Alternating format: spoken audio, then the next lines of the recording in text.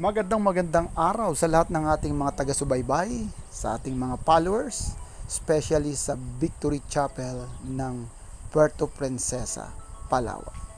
Ito po muli ang inyong kaibigan, walang iba kundi si Pastor Kevin Alapar. So, pag-uusapan po natin ngayon at ating tatalakayin ang mga salita ng Panginoon na makakatulong sa ating buhay upang maging gabay natin sa pang-araw-araw.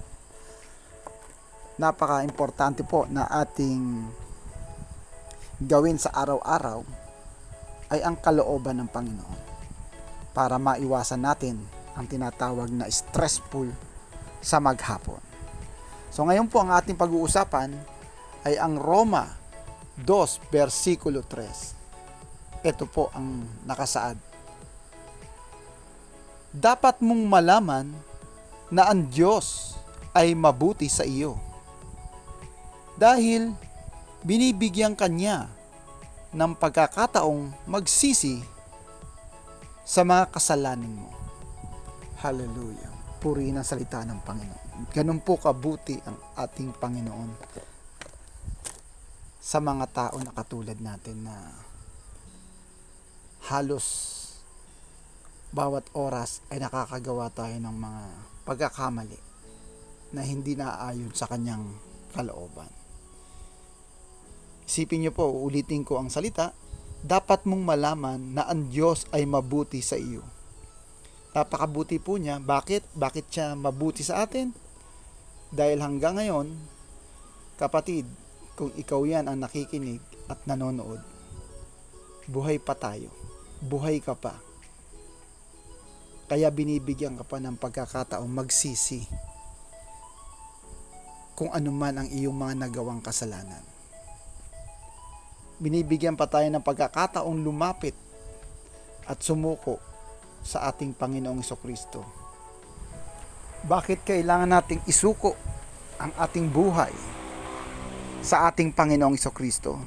Dahil siya lamang ang daan at katotohanan para sa kaligtasan ng iyong buhay. Napakalaking bagay po nito na ating maunawaan. Ang salita ng Panginoon, siya lamang ang makapagliligtas sa atin.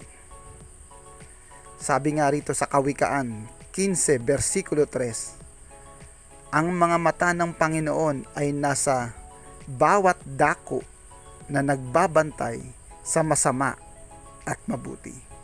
Wala po tayong maitatago sa Panginoon natin, sa Panginoon Diyos. Lahat nang iniisip mo pa lang na hindi mo pa ginagawa, alam niya na. Kaya walang dahilan para patigasin natin ang ating loob at magpatuloy tayo sa paggawa ng hindi naaayon sa kanyang kalooban.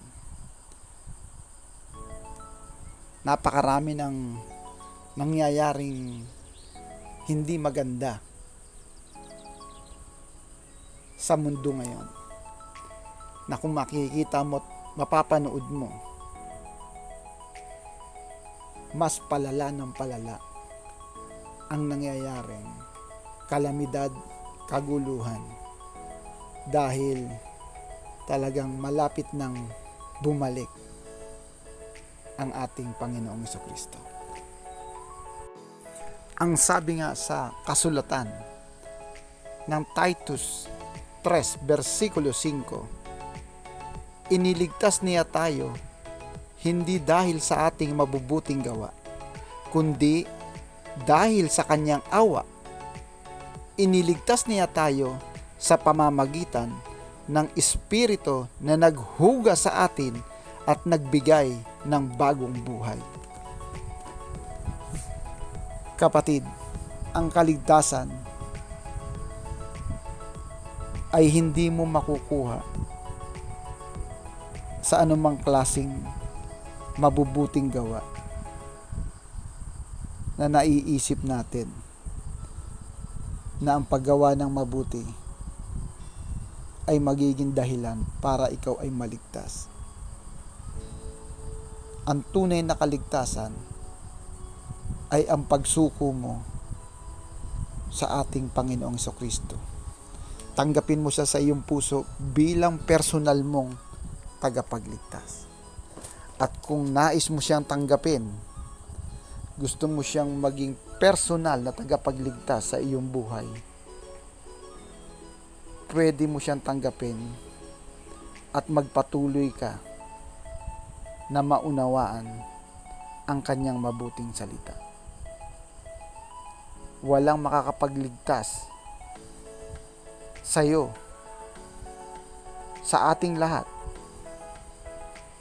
kundi ang Panginoong Kristo. Siya lamang at wala nang iba. Siya lamang ang daan at wala nang iba. At kung nais mo siyang tanggapin bilang Panginoon at sariling tagapagligtas, kapatid, sumunod ka sa panalangin nito. Pikit mo ang iyong mata, iyuko mo ang iyong ulo, ariin mong personal ang panalangin ito. Sumunod ka sa panalangin. Panginoong Kristo, ako po ay makasalanan. Inaamin ko po na hindi ko kayang iligtas ang aking sarili. Ako'y mapapahamak ng hiwalay sa inyo. Patawarin niyo po ako sa lahat ng aking mga kasalanan at pinapatawad ko na rin po ang lahat ng nagkasala sa akin. Isulat mo po ang aking pangalan sa aklat ng buhay. Ako po ay naniniwala na ikaw ay namatay at muling nabuhay, muling babalik. Tinatanggap kita sa aking puso bilang Panginoon at sariling tagapagligtas. Amen. Kapatid, ariin mong lubos ang panalangin ito at magpatuloy kang mag-aral sa salita ng Panginoon.